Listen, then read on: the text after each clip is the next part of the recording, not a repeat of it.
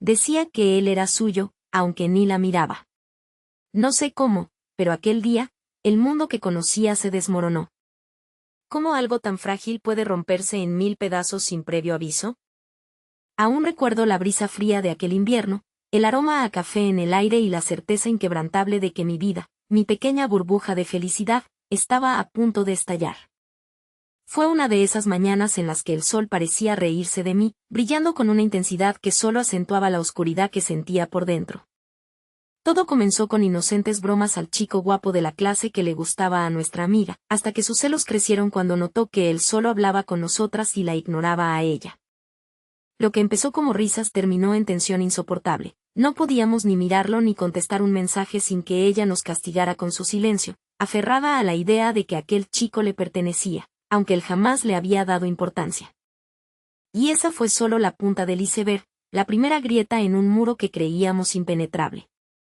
Porque, en realidad, aquello era el inicio de un camino que me llevaría a los confines de la desesperación, donde cada paso era una batalla y cada aliento, una pregunta sin respuesta.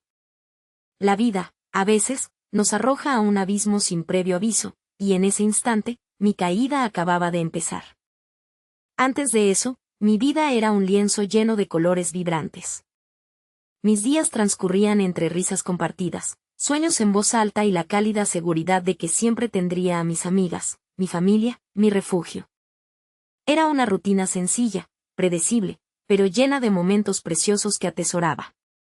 Recuerdo el bullicio de los pasillos de la escuela, las charlas interminables sobre cualquier cosa y la emoción de un futuro que se extendía ante nosotros, brillante y lleno de promesas. Con ella, Laura, la amiga que ahora se había transformado en un abismo entre nosotras, compartía secretos, planes y esa complicidad única que solo nace de años de historia. Nuestros veranos en la playa, las noches de cine en casa, las discusiones sobre cuál sería nuestro destino. Era una conexión tan profunda, tan arraigada, que nunca imaginé que algo podría romperla. Mi vida era un tapiz de afecto y confianza, donde cada hilo representaba un vínculo irrompible. Pensaba que nada podía dañarnos, que nuestra amistad era inexpugnable, que siempre estaríamos ahí, la una para la otra, frente a cualquier adversidad. Era una ingenuidad que, con el tiempo, aprendería a cuestionar. Era la inocencia de quien aún no conoce la verdadera crueldad que puede esconderse detrás de una sonrisa. El primer golpe llegó como un rayo en un cielo despejado. No fue un grito, no fue una pelea abierta. Fue el silencio, ese silencio pesado y denso que se interponía entre nosotras cada vez que el nombre de aquel chico, o simplemente la mención de su existencia, surgía en una conversación. Ella nos castigaba con su indiferencia, con su mirada fría y una distancia que se hacía cada vez más insalvable. El chico ni siquiera la había notado, pero en su mente, él era suyo, una posesión sobre la que ejercía un control silencioso pero brutal. Cada vez que él me hablaba, o a la otra chica de nuestro grupo, sentía una punzada de incomodidad, un nudo en el estómago que me advertía del peligro. Ella se encerraba en sí misma, construyendo un muro invisible de resentimiento que nos dejaba fuera. Las risas se extinguieron, las conversaciones se volvieron superficiales, y el miedo a activar su ira se convirtió en una constante. Dejé de mirar el móvil con la misma naturalidad, evité los lugares donde él pudiera estar, y mis respuestas a sus mensajes se volvieron vagas, esquivas.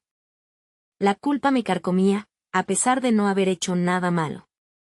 ¿Cómo habíamos llegado a esto? ¿Cómo una amistad tan pura podía pudrirse por los celos de alguien que ni siquiera era correspondido?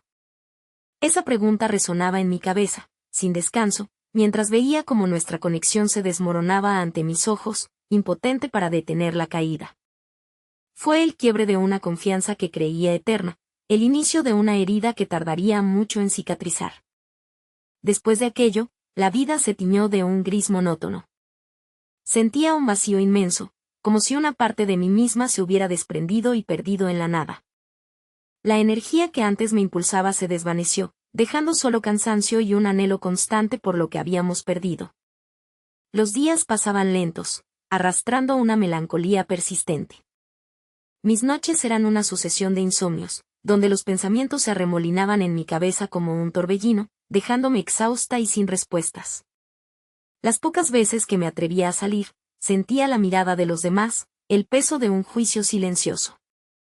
La vergüenza me invadía, no solo por la situación, sino por mi propia incapacidad para manejarla, para reconstruir lo que se había roto. Me sentía atrapada en una espiral de tristeza, donde cada esfuerzo por salir parecía inútil. Había perdido la fe en la gente, en la amistad, e incluso un poco en mí misma. ¿Cómo podía haber sido tan ciega? ¿Cómo no vi las señales? Estas preguntas me torturaban, sumiéndome en un pozo de desesperación del que no veía salida. Las lágrimas eran mis únicas compañeras, y el silencio, mi refugio. Me había desconectado del mundo, de mis pasiones, de todo aquello que me definía. Estaba rota, fragmentada, y el futuro se presentaba como un lienzo en blanco, pero no de posibilidades, sino de vacíos. Pero un día, en medio de esa oscuridad abrumadora, algo cambió. No fue un evento dramático, ni una revelación divina. Fue una pequeña voz, tenue al principio, que comenzó a susurrar en mi interior. Estaba sentada en mi habitación, rodeada de mis pensamientos más sombríos, cuando, sin saber por qué, mi mirada se posó en un viejo diario. Lo abrí y comencé a leer las páginas de mi yo más joven, lleno de sueños y esperanzas. Encontré una entrada que decía, no importa lo que pase, siempre hay una manera de volver a empezar. Esa frase, escrita por una niña ingenua pero optimista, me golpeó con una fuerza inesperada. Y luego, una conversación casual con mi hermana, un día en el que, en un momento de vulnerabilidad, le conté lo que había pasado. Ella, con la sabiduría que solo dan las experiencias, me miró a los ojos y me dijo, no puedes controlar lo que otros sienten o hacen, pero sí puedes controlar cómo respondes. Suelta lo que te daña y abraza lo que te hace bien. Esas palabras resonaron en mí, encendiendo una pequeña chispa. Era el primer rayo de luz en un largo y oscuro túnel. Comprendí que, aunque la herida era profunda, mi vida no tenía por qué terminar ahí. Decidí que ya era hora de recuperar el control, de dejar de ser una víctima y empezar a ser la dueña de mi propio destino.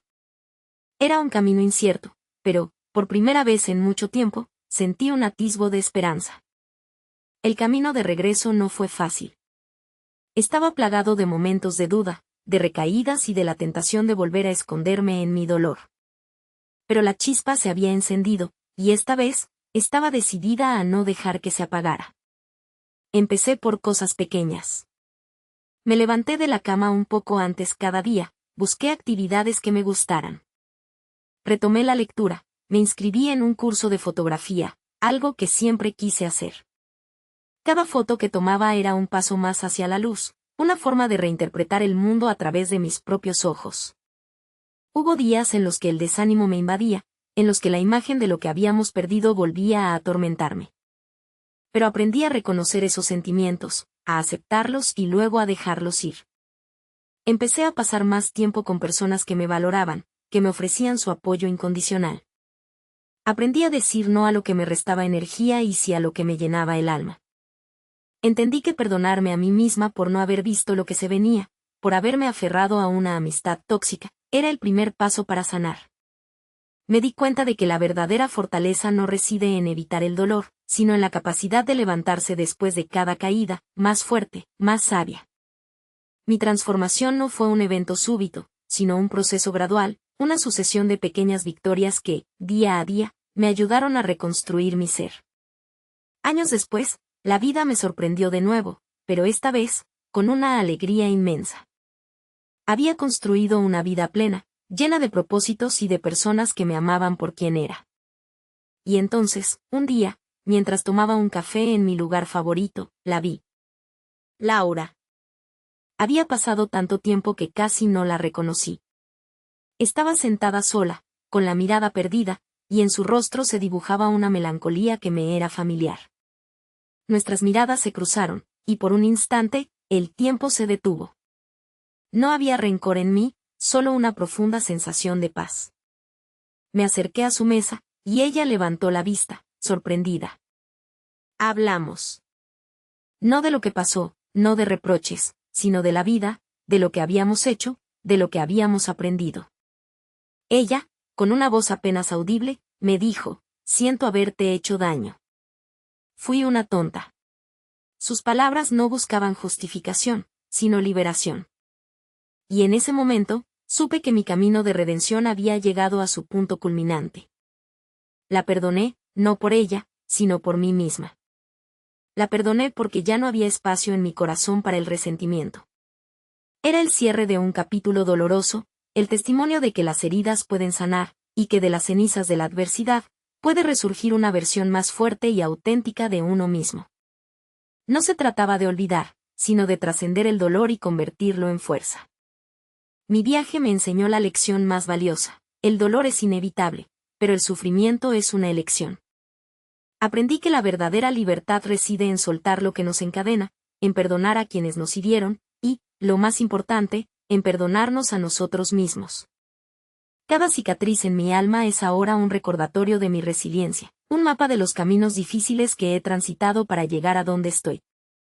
Este es mi testimonio, una verdad que he forjado con lágrimas y con la inquebrantable voluntad de seguir adelante. Si alguna vez te sientes atrapado en la oscuridad, si la vida te ha golpeado tan fuerte que crees que no puedes levantarte, recuerda mi historia. Recuerda que siempre hay una luz, incluso en los rincones más profundos de la desesperación. Esa luz reside en ti, en tu capacidad de sanar, de reconstruirte, de amar y de perdonar. No permitas que el miedo te paralice, ni que el resentimiento te consuma. Elige la esperanza, elige el crecimiento, elige tu propia felicidad. Porque, al final, la vida no es lo que nos sucede, sino lo que hacemos con lo que nos sucede. Y tú, sí, tú también puedes encontrar la fuerza para transformar tu dolor en tu mayor inspiración.